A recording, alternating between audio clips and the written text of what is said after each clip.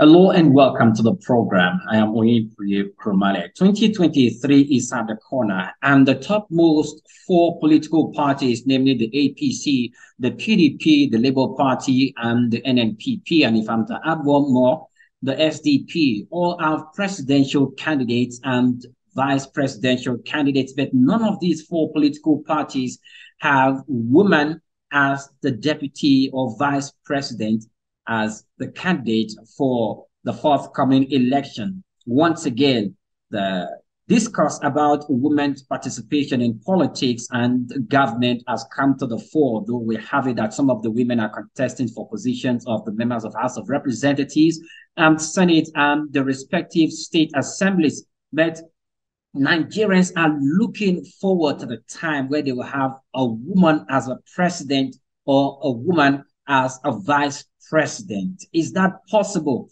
We don't know yet. My conversation this morning is with Miss Ruth Tiley. She is a journalist, and our conversation will be robust and exhaustive about women's participation in Nigerian government. To stay with us.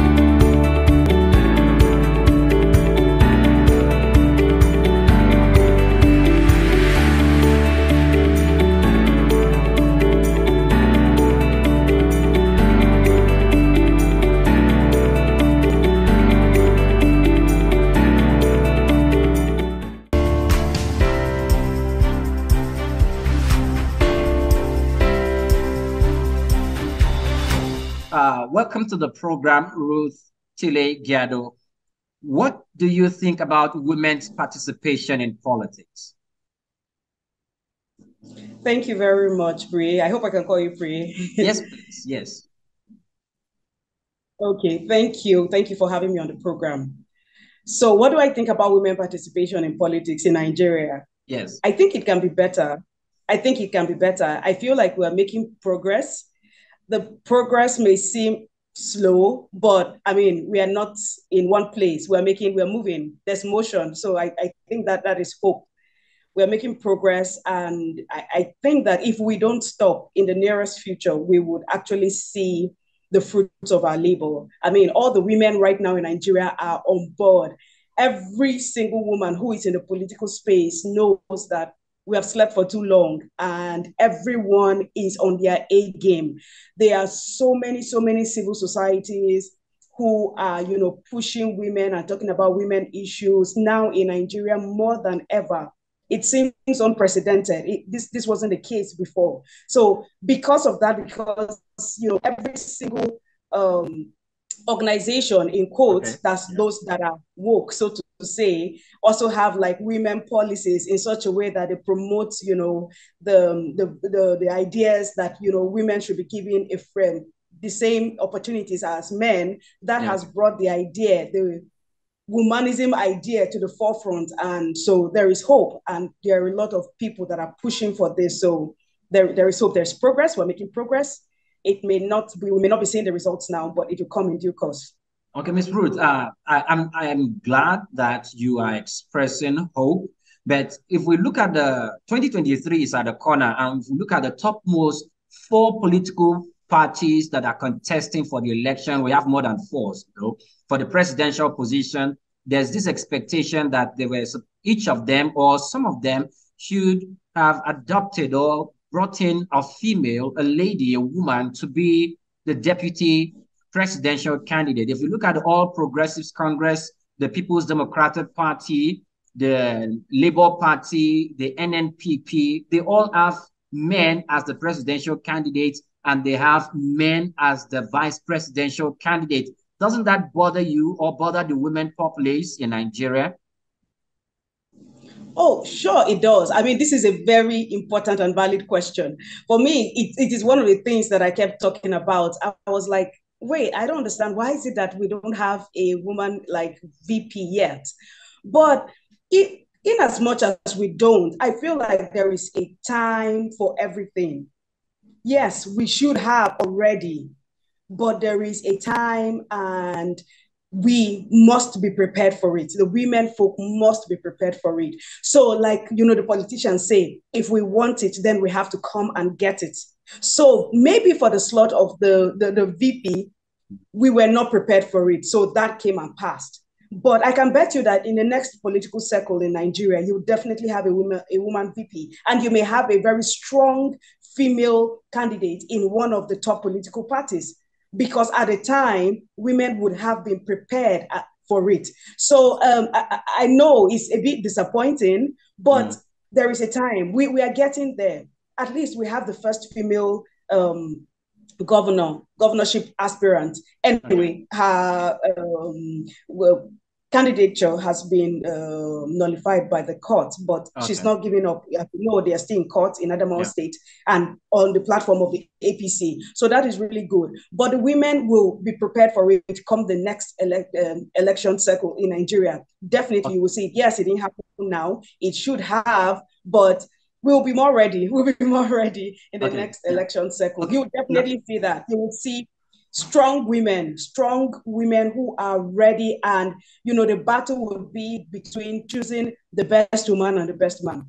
I can tell you that.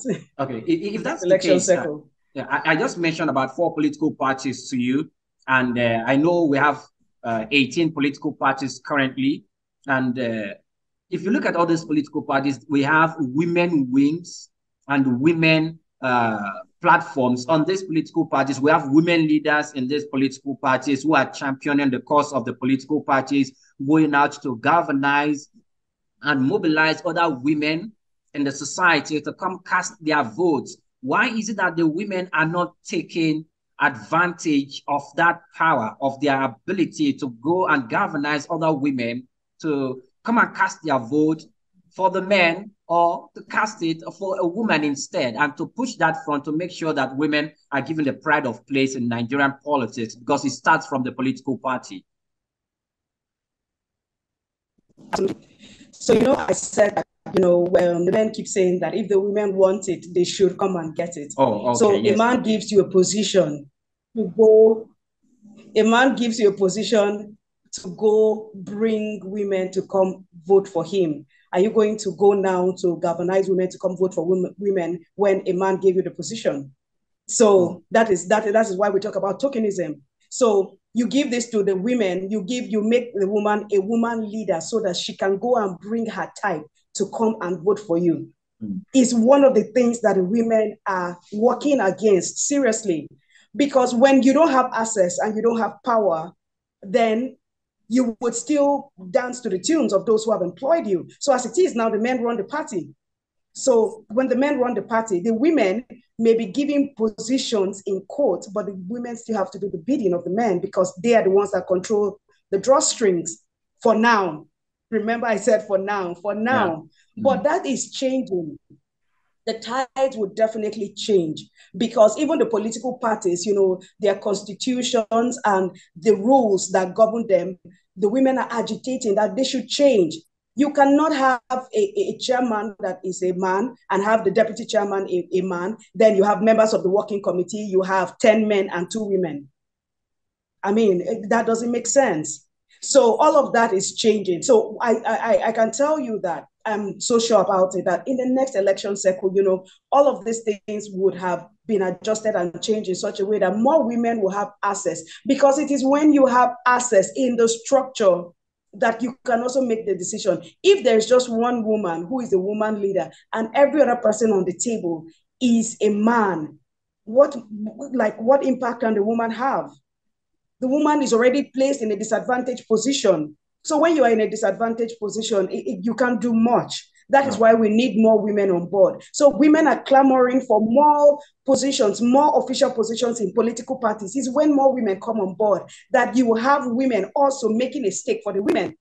A man gives you a position to go bring people for there's not so much a woman can do in that Okay. place. So, Okay. but Let me yes, the butt in women here. are clamoring for change, and that change is on its Yes. way. Yeah. Let me come in here. There is a school of thought that says when we talk about competence, there's a school of thought that ascribe competence and performance of in managerial position, in political position to the men folk, and that women do not have the guts or the political acumen to competitively perform in that space. Do you believe in that school of thought?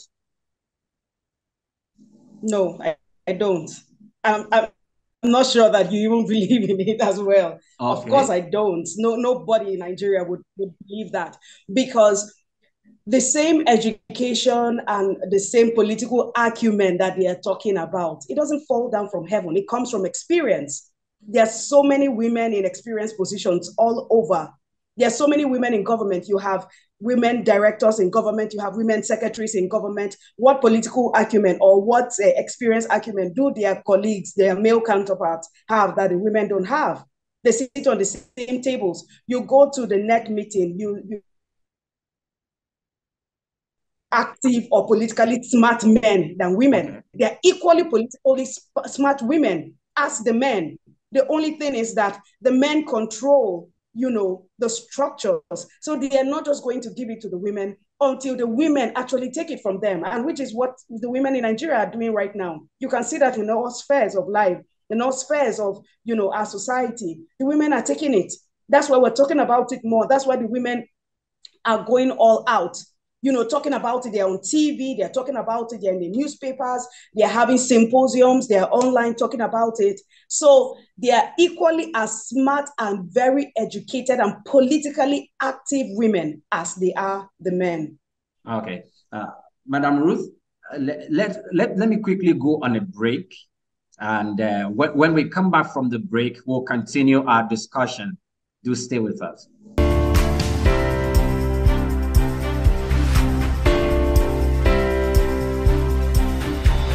Continue. Welcome back. If you just joined us, we're having a conversation with Miss Ruth Tiley. She is a journalist, and our conversation borders on women in politics, most especially Nigerian politics. Miss Ruth, welcome back once again. Now, my Thank you. question, yes, goes this direction. One of the challenges, one of the pitfalls that women said, and I was in a women forum this year when they had the Women Day, and they said one of the reasons why they don't participate in politics is due to their chores and their responsibilities at home and the odd times in which politics is played in Nigeria. You looks like that statement sounds familiar to you. What's your take on it? It sounds really mundane. Those are Okay. their mundane issues. In 2022, a woman cannot give you an excuse that chores, domestic chores, and politics played in the midnight is an excuse. No, women are done. We are done with that. That was in 1999 when politics came back, when democracy came back to Nigeria. No, not in 2022. We're up to the task. I mean, like, you don't have to do everything yourself.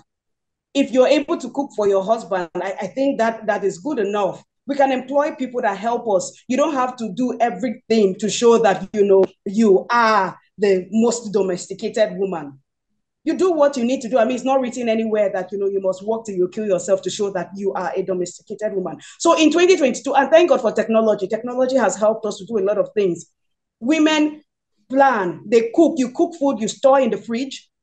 So domestic chores are no longer an excuse. That was in 1999, before 2000. Those excuses were before civilization. Now, domestic chores do not hold women down at all. They do not in any way at all. You have women professors in the universities. How are they able to cope? You have women as the VCs, and you know how demanding that position is. How are they able to cope? Yet their home front is not suffering, excuse me. So how are they able to cope? Chores is not an excuse. It's just a way to demean and look down on the woman to say, oh, go to the kitchen or go and do what you were called to do. By the way, it's not written anywhere that a woman is supposed to be the one doing domestic chores, as we have seen in the civilized world. Men and women do the same things. But yes, I agree that our culture in Nigeria, we are not yet there. So I agree that yes, women, we do domestic chores, but domestic chores do not define us. We are way more than domestic chores. We have smart, intelligent women. Yes, there is a place for domestic chores, but it does not stop a woman or define the woman. It cannot and should not in any way define a woman or what she can bring to the table. Okay. So domestic chores are not an excuse anymore. Okay, let me put it into a proper perspective. Now, when I was in that women forum, when they were having a conversation, one of the reasons they gave was that sometimes because the men want to have their way, they set the timing for a political meeting to be, at 1 a.m. in the morning or 12 a.m. in the morning. So at that particular time, how can a woman who has a family at home, in order to be in that political gathering where political decisions will be made, to leave the home 1 a.m.? How would the husband understand that position and, give some sort of support for the woman to practice a political career? Okay, so this is the thing. Politics in Nigeria, sometimes we feel like we would do it outside of our family. It doesn't work that way. The reason is that, men back home, that's here in Nigeria, feel like, okay, I'm the head of the family. So when I'm doing politics, I don't have to tell my wife everything. I just make my decisions. So on the flip side now, the woman, when you're doing politics, you have to carry your husband along if you're a married person, in the sense that everywhere and at anywhere where you are at any point, he is aware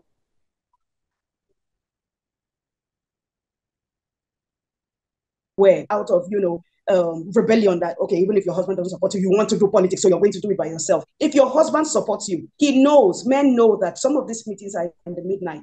So it's not a big deal. Your husband is going to be there with you. Some husbands who are even so supportive can drive you to the venue of the meeting, knowing that this is your career and this is what you want to do to give back to the society.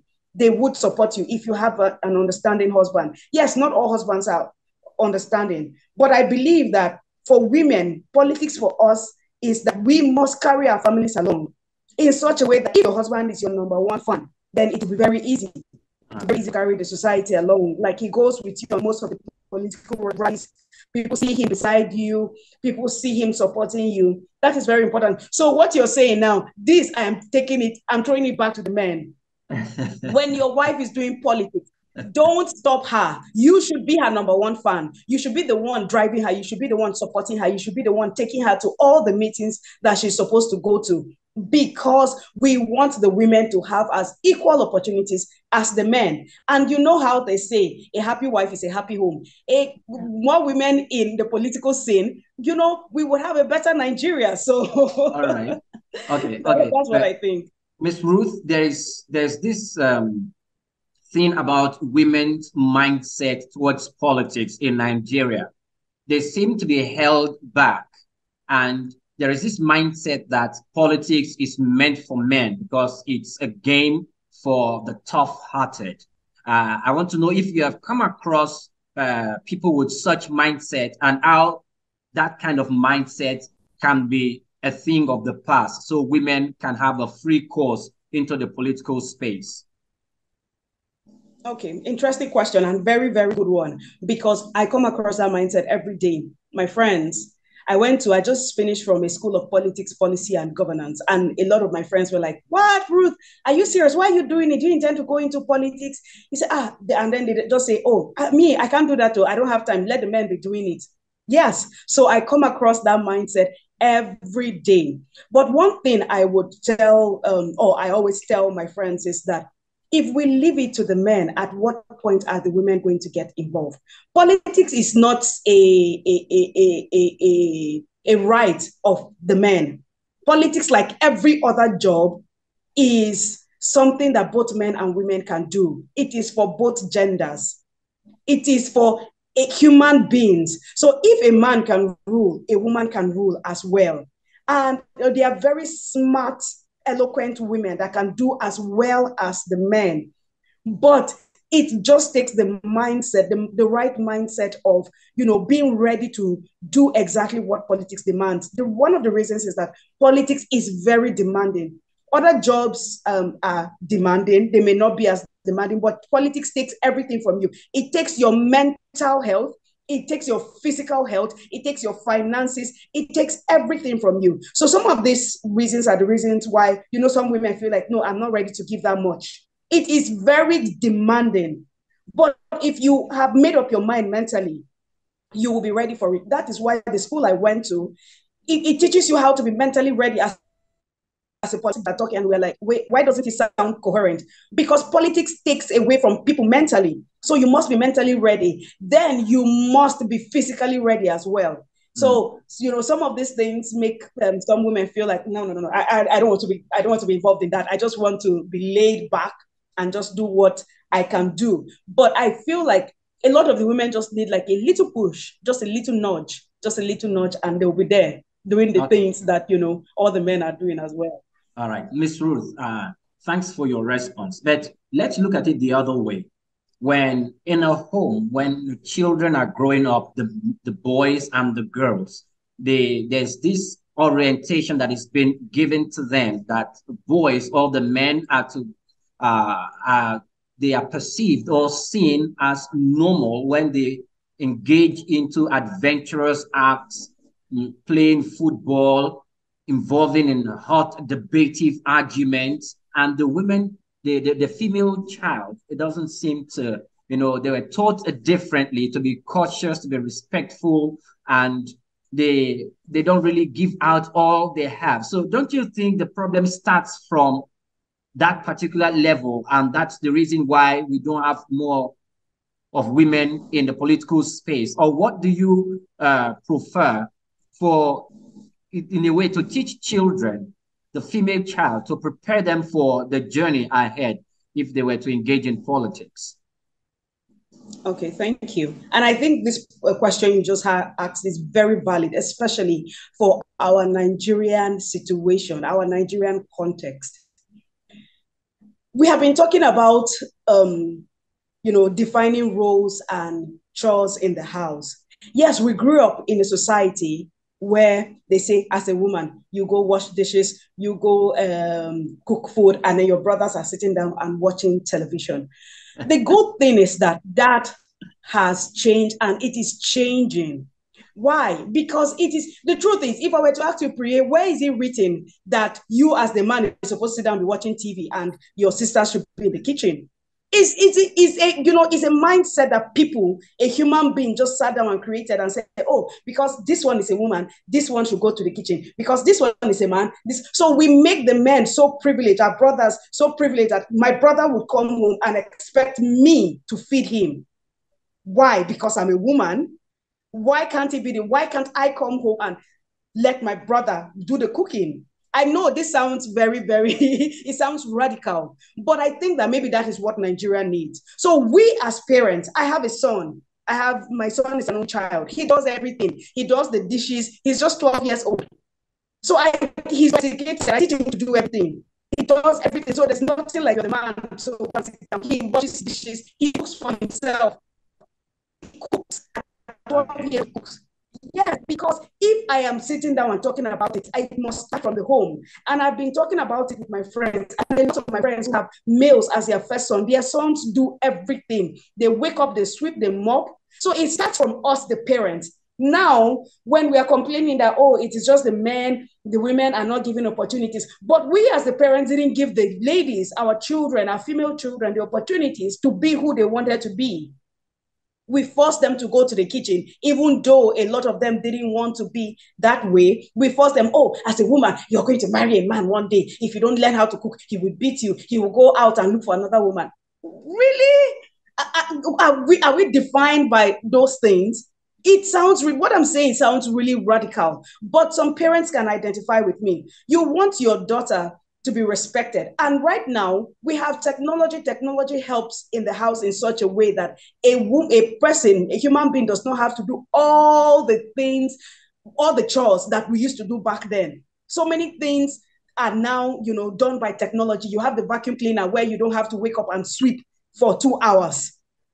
So some of those things have been taken care of by technology. So it's time for us to begin to say that as a female child, you have as equal a voice. It starts from there, because our mothers are the first to say that, come on, shut up, don't talk to your brother like that. Don't you know he's a man? Really? Your brother should talk down on the lady because she's a woman. So when they go and marry, and the woman wants to talk back at them, they say, come on, will you shut up? Don't talk to me like that. Don't you know I'm a man? No, respect your sister, and respect your sister. Equally, the sister will respect the brother as well. I'm not saying, it should just be one way. It's a two-way thing. The men, the brothers at home, respect your sister. And mothers, please stop telling the daughters to shut up. They have a voice. Let the ladies talk. Let them make an argument respectfully. You tell your brother, this is what I don't think that what you did is right. And let them make intellectual arguments. These are the things that help the women have a voice, not our mothers shutting us down or our fathers shutting us down and saying, don't talk to your brother like that. When that happens, it goes on and the cycle continues in society. So you see men who are over pampered. Then now all of us, the mothers, come and are complaining, oh God, there's no good man for my daughter. But we train them that way. We train them that way. We train them to suppress the woman. We train them to suppress the wives that they marry. So it continues, and society continues to build that way. But now is the time. Now we know better. So we are changing that. We are changing that. All right, let's Ruth. Before we round up, what can we do? No, first, is it possible to have all inclusion of women into the Nigerian political space? And second, what can we do to have the inclusion of women into the political space? Okay, yes, it is possible, but that also depends on the women. Are the women willing? We must have willing participants. They're human beings, and human beings are not animals that you force to do things. So are the women also willing to be involved? In as much as we want the women, those of us who are in the front lines, we want the women to be involved. We also need to get the women to that mindset where they know that, it is possible that we can do politics, we can still be good wives, and we can still be good mothers. One does not have to give way for the other, because we have seen so many women that are doing it in society, and it's possible. So I know some of the things that women is that they feel like, oh, okay, if I'm doing politics, what if I don't end up being a good mother? If I'm doing politics, what if I don't end up being a good wife? It is possible. It is possible to be a good mother, to be a good wife, and to be a good politician. That is one. Women must know that. It is really, really possible. It is hard. Is it easy? No, it is hard. You must be committed to it. It is a big and huge commitment. You must be committed to it.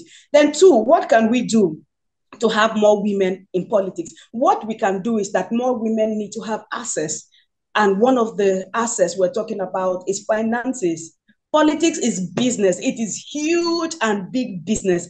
A lot of women don't have the kind of finances that, politics in Nigeria needs. So more women need to have access, financial access. When more women have financial access, we will see that more women would be involved. Okay, like in this this election cycle that is about to end next year, we saw that a lot of the political parties gave the women free tickets.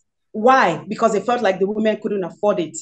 Really? So are you saying that, are we going back to say that, okay, the tickets or the political tickets were made so expensive for a particular reason, so that only a particular class of people can afford it? Do you understand the mindset? So you people set this way so that you will come and say, oh, we are being nice to the women. We are giving the women free tickets. Isn't that the same tokenism we're talking about? Why do you think that women should be given a free ticket? Do you understand? So because you're giving a free ticket, somebody who gives you a free meal definitely will control you. Do you understand the mindset? That's what I'm saying. So you give the women a free ticket, it means that you're going to come back to control them. So let the women also vie for it the same way the men. Let them pay the money for it, because it is when your money and your finances are involved that you will take it seriously. But if a ticket is given to you on a platter of gold, then it feels like, oh, okay, well, I didn't spend money on it. And the person that gave it to you for free will definitely come back. It is when people give you gifts or when people do favors for you, they come back to collect, and they will definitely come back to collect at a point in time. So, and we already see them collecting. They say, okay, use your influence as a woman to bring more women to support and vote for me. So that is the mindset. No, we don't want to be giving free tickets. It is good, it is nice, but no, thank you. We don't want that. We want the women to be able to purchase their tickets like the men and stand up with their heads held high and say that I bought my ticket and I want the people to give me their mandate because this, and this, because I am competent, because, I have capacity, and because I can do what my people want me to go to, maybe the Senate or wherever to do for them. So all right. Miss that's what I Ruth think. Tiley Giado, a journalist, thank you for your time this morning. It's been very, very productive having this conversation with you. Thank you. Thank you very much for having me. Yes. Thank you. Yes. Thank you so much. So that's where we call it a wrap in the program today. Many thanks for joining us, Miss Ruth.